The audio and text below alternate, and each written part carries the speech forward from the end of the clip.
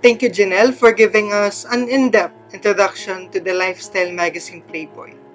Now let's switch some gears and talk about news magazine. To be specific, the one with the red border. The New York-based weekly news magazine Time is known as the most influential news magazine in the United States. Its format of having dozens of digestible articles covering various subjects of importance and general interest that are arranged in departments became the standard for all general news magazines. But how did Time become the standard and the influential powerhouse it is now? Join me as we go back in time and explore the roots of this red bordered magazine. This is Time throughout the years.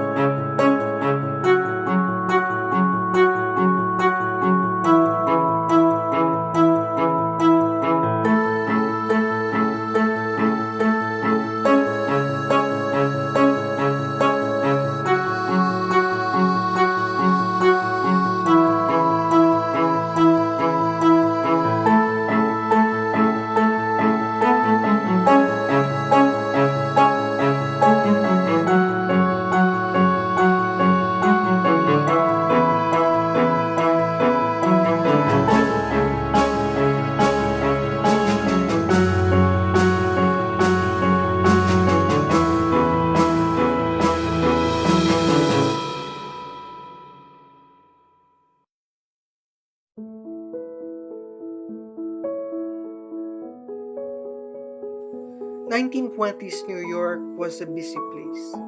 It was part of the era known as the Roaring Twenties, which is characterized by the technological development and a higher employment rate. With this, many newspaper publications emerged. They competed for an audience heavily composed of the working class. This led to a massive surge of information. Having no way to filter and consume all of this information, people would often settle on one newspaper publication.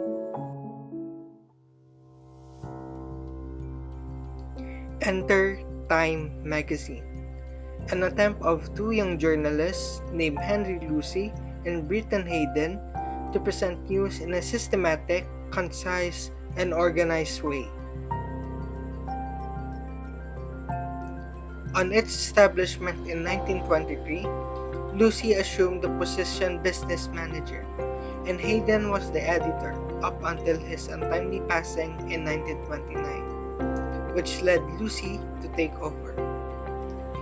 He held the position until he assumed the title of editorial chairman of Time Inc., the magazine's publisher, in 1964.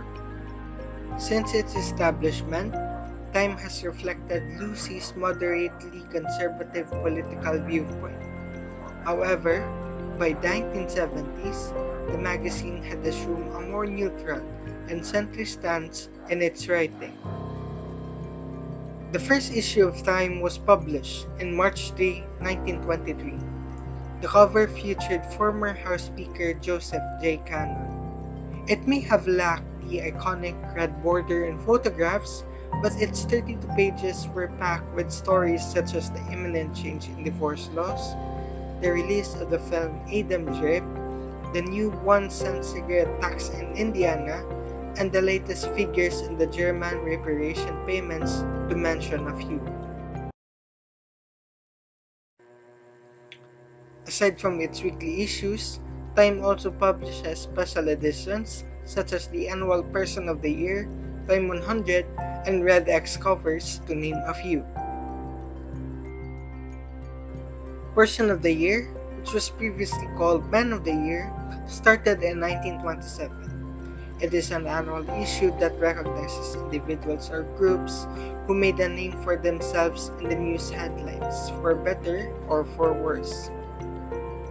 Some notable individuals recognized as Person of the Year are Swedish environmental activist Greta Thunberg and the Guardians, a collective term used to refer to journalists worldwide who fought for truth and dared to criticize those in power. Individuals who did not make it to the Person of the Year are included in the Time 100, an annual list of the 100 most influential persons in the world. On the other hand, Red X was one of Time's long-lasting traditions in their covers. The red X signifies the end of an era of struggle. As of 2022, the red X has been used on 5 different occasions. The red X marked the faces of German dictator Adolf Hitler, Iraq President Saddam Hussein, ISIS founder Abu Musab al-Zarqawi, Al-Qaeda's Osama bin Laden, and recently the year 2020. Our country also received some spotlight from Time, as it featured former President Corazon Aquino as the 1986 Person of the Year, rappers Maria Ressa as part of the 2019 Time 100 and 2018's Guardians, and lastly, our incumbent President Rodrigo Duterte on 2 different occasions. Currently, Time has transitioned from publishing every week to publishing every other week. It is published in several languages and as of October 2017 has a readership of 1.6 million. Time emerged in an era of information overload, with too many news publications and too little time to consume all of them. Time revolutionized a more compressed and organized journalism, filtering all information and putting all the stories that matter inside that red border. Sadly, we are experiencing the same problem, this time with the rise of social media and misinformation. With that said, as communication students, we should take a page out of Lucy and Hayden's book as we aspire to filter, verify, and most importantly, share stories that matter in our simple ways, may it be through social media or to our family.